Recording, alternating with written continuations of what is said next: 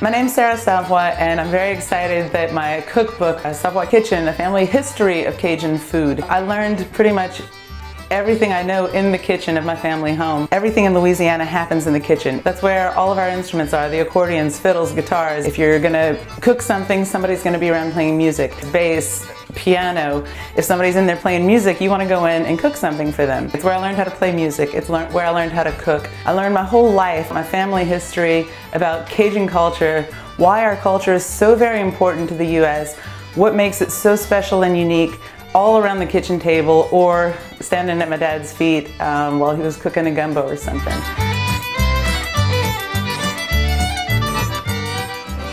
A gumbo is a really easy thing to make.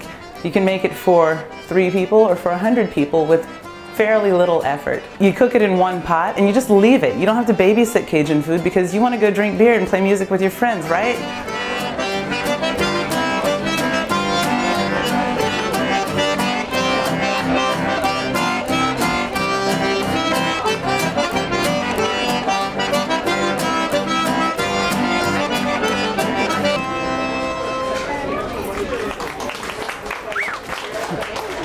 My whole point in writing this book was that you can have a Cajun party with authentic Cajun food and authentic Cajun music, thanks to iTunes, no matter where you are in the world. Because I was living in Russia and I was feeling so homesick, and it was February and too cold and the wind was blowing snow into my apartment. Instead of lying on the floor kicking and screaming and crying, I thought I'd make a roux.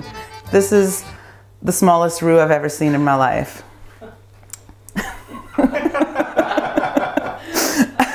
So the great thing about Cajun cooking is that it goes so well with music. I mean, Cajun culture, we're all about laughing and loving and our community and going to mass and eating gumbo and playing music. There's a reason for every stereotype, and we really, really do live like that. We still like to eat, drink, and pass a good time. So in the book, you'll have a recipe for gumbo, you'll have a recipe for green gumbo, a chicken and sausage gumbo, a duck gumbo, I guess, a seafood gumbo, shrimp and okra gumbo. There's not just gumbo, there's a whole lot more. There's like, I don't know, 100-something recipes. And these are recipes that I've learned from my parents growing up, that I've learned from my grandparents. You'll get some of my own recipes, some of my favorite recipes that I've ever eaten that are Louisiana influenced. And then you get lots of desserts, and you get party desserts. Like for Mardi Gras, you're gonna have a king cake. And so if you wanna have a big Mardi Gras party, you can make gumbo and king cake, and you have all your recipes there. Lots of salads that are full of pork products. And mostly it's a lot of family recipes that are dating back, I mean, sometimes hundreds of years. What I'm gonna put in it is what we call the holy trinity of Cajun seasoning. And that is cayenne pepper, black pepper, and salt. And you can get that anywhere in the world. And stick to the recipes, because you don't get more Cajun than the Savoy family, all right? You can kick up the seasoning as much as you want to. You can tone it down as much as you want to. It's a really common misconception that Cajun food is just all about spice and being like so hot that you can't eat it, and that's not true.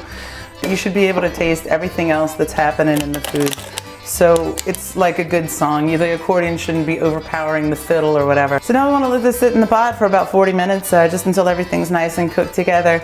And we want to go drink beer and play music with our friends, because that's the whole point of making a gumbo, is so that we can enjoy things with people we love. We're going to let this sit, and then 15 minutes before we serve it, we're going to add parsley and green onions to it and serve it over rice while it's nice and hot. And we can eat it like a soup with spoons.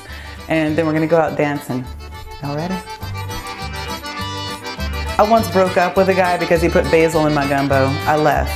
So don't touch my gumbo.